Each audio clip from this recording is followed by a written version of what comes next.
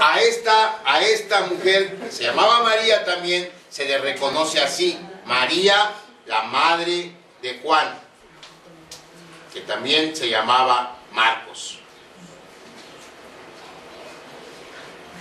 Es la dueña de la casa donde llegó Pedro y que por cierto no lo querían dejar entrar, ¿se acuerdan? Estaban reunidos orando porque lo liberaran, tocan a la puerta, Rode, una muchacha va, le abre, lo ve, se emociona y en vez de abrirle se regresan a decirles, ahí está Pedro. Ellos estaban orando porque lo liberaran. La muchacha les dice, ahí está afuera Pedro. No, estás loca, ¿cómo va a ser Pedro? A veces así oramos, hermanos. Estamos pidiendo, Dios nos responde y no creemos la respuesta de Dios. Bueno, pero el caso es que así, la identificaron así como la madre de Marcos a la dueña de esa casa. Y probablemente era viuda, porque de haber existido su esposo, la Biblia no diría que fue a la casa de María, la madre de Juan, que tenía por sobrenombre Marcos. Hubiera dicho, fue a la casa del nombre del esposo de María. Pues muy probablemente era viuda. Ahora, ¿por qué le digo toda esta historia? Porque esa es la primera mención que en la Biblia se hace de Marcos o de Juan Marcos, que eran los dos nombres que tenía.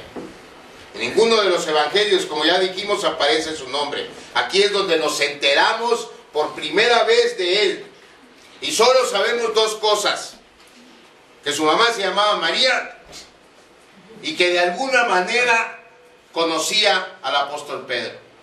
Es decir, porque si el apóstol Pedro tenía la confianza de ir primero a la casa, es porque tenía confianza. Entonces, de alguna manera estaba conectado con el apóstol Pedro. Y no pierda de vista esto que le estoy diciendo, porque eso va a ser una situación determinante en la vida de Marcos, como lo vamos a ver posteriormente.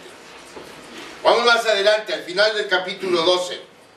Porque lo que le acabo de contar, es decir, la liberación de Pedro y la reunión que se estaba llevando a cabo en la casa de María, sucedió en Jerusalén. ¿Ok?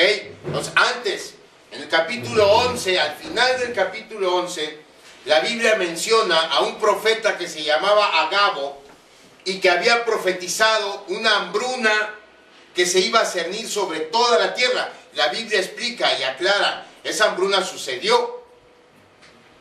Y ahí en el mismo versículo, en los últimos, dice dónde sucedió, o más bien cuándo sucedió. ¿Cierto? Muy bien, bueno.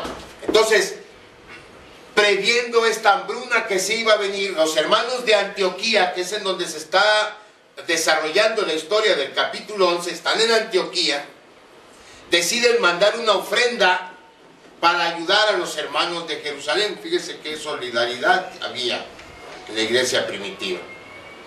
Sabían que iba a venir un problema, sabían que sus hermanos iban a necesitar, juntan una ofrenda y la mandan. Con Bernabé y con Saulo, dice la Biblia en el versículo 28 del capítulo 11. Ellos eran pastores en Antioquía. Bernabé y Saulo mandan la ofrenda con ellos. Cuando cumplieron el encargo, van de regreso a Antioquía. Y miren lo que dice el último versículo del capítulo 12. Hechos 12, 25. Y Bernabé y Saulo, cumplido su servicio, es decir, cuando ya entregaron la ofrenda, volvieron de Jerusalén a Antioquía, llevando también consigo a Juan, el que tenía por sobrenombre Marcos. De nuevo Marcos. De nuevo solo un nombre. Aunque podemos inferir aquí que para algo debe haber sido bueno, para algo debe haber sido útil, de manera que Bernabé y Saulo, cuando deciden regresar a sus iglesias, deciden llevarlo con ellos como su ayudante. Pero aquí nos queda claro que Marcos no era ni predicador, ni profeta, ni pastor, ni líder, nada. Solo era alguien útil para algo, algo que solamente Pablo y Bernabé saben o supieron en ese momento. ¿Por qué lo llevaron a él? ¿Por qué de todos los hermanos de Jerusalén, cuando necesitaron a alguien, lo llevaron a él? Vamos a Colosenses 4, versículo 10 para encontrar la respuesta. Colosenses 4, 10. Aquí Pablo está escribiendo desde la cárcel. Le está escribiendo a la iglesia que está en Colosas. Y dice, Aristarco, mi compañero de prisiones, os saluda. Y Marcos, ¿quién es Marcos? El sobrino de Bernabé, acerca del cual habéis recibido mandamientos, si fuere a vosotros, recibidle. De manera que Bernabé era tío de Marcos. Él sí sabía de sus talentos, por eso lo llevaron. Por cierto que Bernabé era levita. Si Bernabé era levita, muy probablemente Marcos lo era también. ¿Y los levitas qué oficio tenían? No eran sacerdotes, bueno, los sacerdotes, pero los levitas eran los encargados de los oficios del templo, eran como los diáconos, digamos, de ahora. Entonces, eso nos da una idea de lo que probablemente era el talento de Marcos. Él era bueno en los oficios del templo. Bernabé y Saulo, siendo pastores en Antioquía, vieron en él una ayuda útil y lo llevaron. Lo llevaron como su ayudante. Así es que la primera respuesta a la pregunta de quién fue Marcos, una pregunta que estamos tratando de contestar es esa. Marcos era un ayudante, un auxiliar de bajo perfil en el ministerio de Bernabé y de Saulo. En segundo lugar, Marcos fue un desertor. A partir del capítulo 13 de Hechos, la Biblia narra la invasión del Evangelio a todo el resto del mundo conocido entonces. La comisión del Señor Jesús a sus discípulos había sido: me seréis testigos cuando reciban poder, y está en Hechos 1:8. ¿Sí? Me seréis testigos cuando reciban poder, o más bien, van a recibir el poder y entonces me serán testigos en Jerusalén, en Judea, en Samaria y hasta lo último de la tierra. Los 12 primeros capítulos del libro de los Hechos narran esa predicación en Judea y en Samaria. Y a partir del capítulo 13 se hace la transición, porque a partir del capítulo 13, todo lo que sigue de Hechos es la predicación del Evangelio, la invasión del Evangelio al resto del mundo. Bueno, la punta de lanza de esa invasión, el principal misionero, fue el apóstol Pablo. Él fue el que inició, él fue la punta de lanza en esta ocasión, en este primer viaje, llevando de compañero a Bernabé. Y a que no saben a quién. Marcos 13, 4 y 5, digo, Hechos 13, 4 y 5 dice: ellos entonces, enviados por el Espíritu Santo, descendieron a Seleucia y de ahí navegaron a Chipre. Y llegados a Salamina, anunciaban la palabra de Dios en las sinagogas de los judíos. ¿Y a quién tenían también? Tenían también a Juan de ayudante. ¿Qué Juan? Juan Marcos. Juan Marcos, que había resultado un buen auxiliar, seguramente. Y por eso lo llevaron en su primer viaje misionero. Hermanos, estos viajes fueron todo menos fáciles. Había que empezar de cero. Había que enfrentarse a una posición a veces férrea al Evangelio. Y eso lo supieron desde un inicio los misioneros. Ellos no empezaron con un núcleo o un grupo núcleo como nosotros. Ellos iban a unas ciudades hostiles en donde nunca se había predicado el Evangelio. De manera que había que enfrentar oposición. Y en el capítulo 13 vemos cómo debieron enfrentar a un hechicero. Un oficial de esa ciudad se interesó en el Evangelio y entonces no le gustó a Bar Jesús, que así se llamaba el hechicero, y se les enfrentó. Y como esas oposiciones tuvieron muchas, no era solamente el enfrentamiento a la oposición, era viajar de un lugar a otro, buscando en dónde hospedarse, buscando las sinagogas y luego buscando la oportunidad de hablar en las sinagogas. Aparte de eso, acuérdense que Pablo no vivía del ministerio. Entonces tenía que llegar a buscar trabajo también. No era fácil. No era fácil. Era un trabajo muy difícil, tanto que fue demasiado para Marcos. Capítulo 13, versículo 13.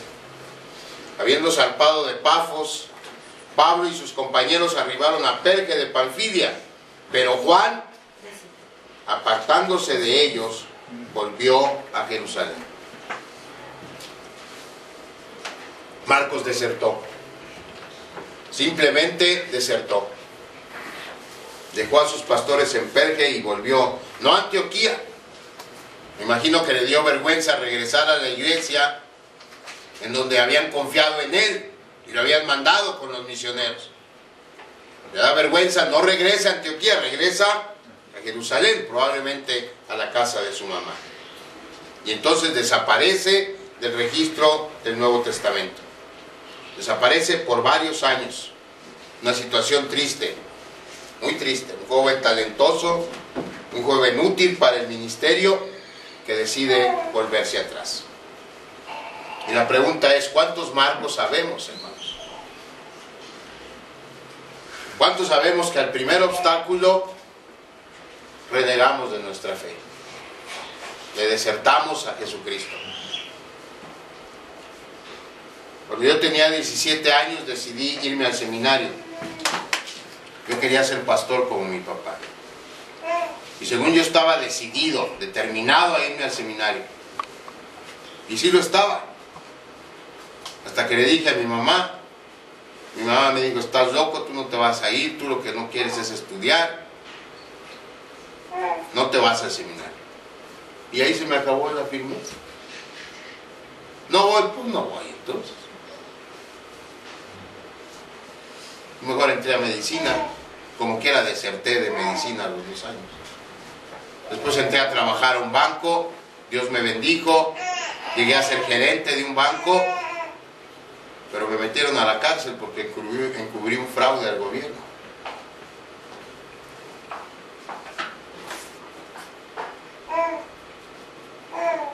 Yo le deserté a Dios también. Lo bueno es que como a Marcos, Dios no me desertó a mí. La gracia me alcanzó. Pagué caro, hermanos, mi deserción.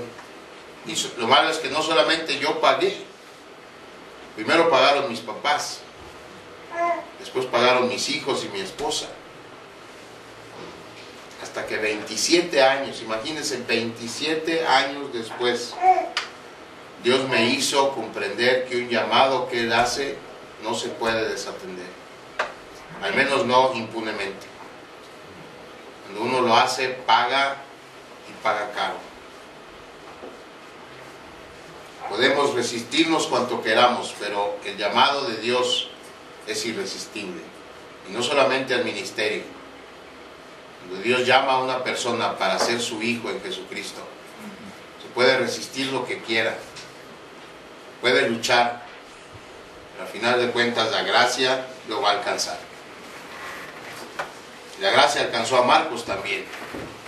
La Biblia no dice cómo fue ese tiempo en el que vivió como desertor del ministerio, pero me refiero o me imagino que debe haber sido muy difícil también, porque siempre se trae ahí, hermanos.